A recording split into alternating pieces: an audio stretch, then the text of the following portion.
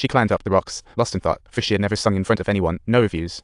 She worried that if she sang like a cat, her voice might completely shatter her dream of romance. Happy birthday, the incredibly joyful, super fun kind. Happy birthday. Come and join in the celebration of this special day. Wishing you a happy birthday. Birthday super duper happy. Happy birthday. Get your stuff done so we can feast at home.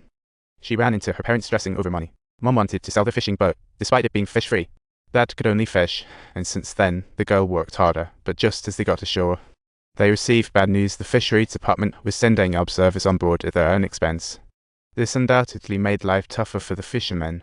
The girl approached her teacher to vent, explaining her weird accent when she started school. The teacher's questions made her anxious, but it was no big deal to him. They'd meet in class. She went home with her eye. Meanwhile, her brother was taken, but with those muscles, he caught her friend's eye. After lots of brainstorming, she finally helped her friend figure out how to confess their first duet. Everyone sounded lifeless. The teacher called a timeout and pulled the girl aside. She mimicked the teacher's singing style, and whenever the teacher began to demonstrate, she would expose her little belly, intently learning the breathing techniques being taught. She felt totally lost, with her awkward moves catching the teacher's attention as everyone was coughing up. This relaxed her, evolving from a pup to a full-size dog, finally meeting the teacher's expectations. How absolutely hilarious it was.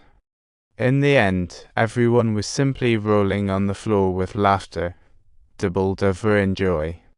The teacher seemed to notice something amiss, so after class, there was a little rearrangement, but the boy was also stuck around. Then the teacher decided to organize a duet performance, which was a romantic love song requiring a heartfelt duet between two people, and so everyone began to prepare their music sheets individually, with the teacher specifically emphasizing the need for them to practice diligently. But they left one after the other, making the teacher second-guess their approach. With music, breeze, and sunshine, he saw the fish vendors' outrageous prices while their fish was worth barely $2.50. So he thought about bargaining for fish with his brother, but got laughed at while Dad was chowing down. He couldn't figure out why his sister had to butt in, making things even worse, and they started bickering. But when the choir started, it just got better and better. The students were way more relaxed. With the chill vibe, the girl kept sneaking glances at the boy, and guess what? The teacher totally noticed. The teacher thought they were having some secret practice, but during the duet, it was obviously not quite right. The moment their eyes met, they blushed and looked away. The teacher saw right through it, and the music kicked in. But they still couldn't meet eyes, gazing aside, bodies rigid, and the teacher felt nothing. He called off the performance once more, admonishing them to practice more at home. But despite their incredibly serious promises, the result was still a failure to make any progress. Music was his only love, and the teacher wanted to send the girl to his alma mater, but her grades were like a sinking ship. There wasn't enough money at home for her to study, and she just couldn't grasp that feeling. Under the teacher's probing, she started describing things in words. Saying it in the manner of phrases felt even more like her native language. Corey, did he truly comprehend it, or was he merely pretending? The teacher seemed to be getting some sort of hints. He also specially arranged a musical challenge for the girl to sing a classic song in order to captivate the judges during the interview. Whether she had the desire to attend college or not, the teacher had unwavering faith in her determination and perseverance. From that day on, the girl had something to look forward to. The teacher inadvertently revealed it. The girl, knowing the boy was also taking the test, excitedly shared choir feelings with her mum. But Mum seemed indifferent. Her attitude made the girl feel neglected, a bit down. Why are you always fixated on this? The girl's rebellious side was surfacing while Mum blew it off. You're my own child.